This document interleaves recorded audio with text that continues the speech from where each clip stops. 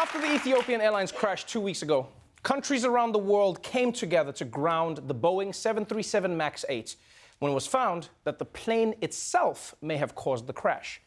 Now the question has become, how was a self-crashing plane allowed to fly in the first place? Federal investigators are looking into how the FAA approved Boeing's 737 MAX jet after similarities were found in 2 deadly crashes in less than 5 months. Investigators are eyeing the possibility a single sensor failure sent the Lion Air 737 into a fatal nosedive, a shortcoming apparently missed by the FAA and Boeing. At least 5 pilots in the U.S. complained about problems controlling their Boeing 737 MAX 8 jets during critical moments of flight. Now the union says its pilots were not adequately trained. We were provided a 56-minute iPad lesson, which we could accomplish at home or wherever we chose to. Are you kidding me? The only training pilots had for this new plane was an hour on an iPad. And look, don't get me wrong, iPads are good for a lot of things, all right? Watching Netflix, getting your child to shut up, or taking a picture while ruining the view of everybody behind you. It's really great for that. I don't know why you brought an iPad to a concert, but that's you, clearly. Now I'm at a concert, watching the concert on your shitty little TV, but whatever. But what I don't know is why people are using an iPad to teach pilots, right? I don't know if an iPad is the best way to teach a pilot how to fly a plane. Mostly because it's hard to do anything for an hour on an iPad. So distracting. You're like, all right, lesson 1, here we go, let's get started. Oh, but first a little Twitter. Oh, here we go. And someone's like, have you done your training? Oh, no, but I bought some towels on Amazon. Now, Boeing says the reason they gave the pilots iPads is because this new plane is very similar to the old ones. But the experts are saying the real reason Boeing didn't do simulator training is because it saved everyone money. And now look, companies are always going to try and cut costs to maximize profits. But that's why you have regulators. Right? Regulators are there to make sure that cost cutting doesn't cut down on safety. And that's the job of the Federal Aviation Administration, the FAA. But it turns out somewhere along the line, the FAA went from Boeing's boss to Boeing's bitch. In 2015, the FAA moved from focusing on enforcement to compliance and relying heavily on the airline's own safety programs to meet FAA standards.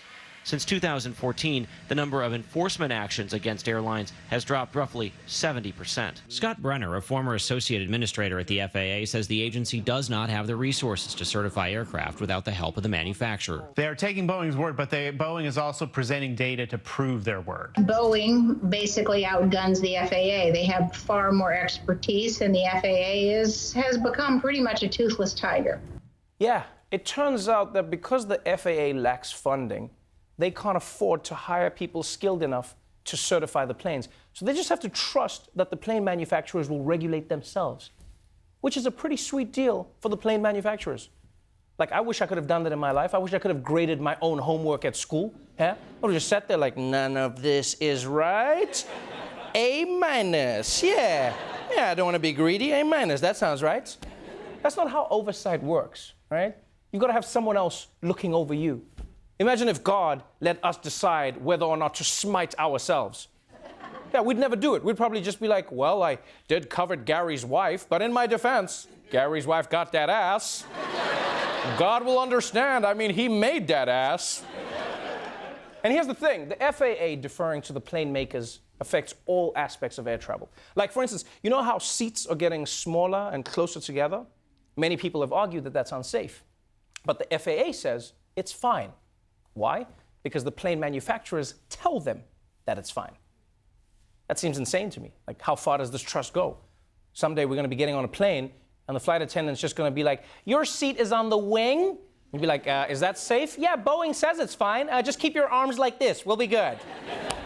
So look, until the FAA starts providing some oversight, the least they can do is give us a more realistic understanding of the dangers we face when we get on a plane. That's the least, right? Just let us know what we're getting into. And we thought we would help them because they don't have any money, so we made this safety video for them to use.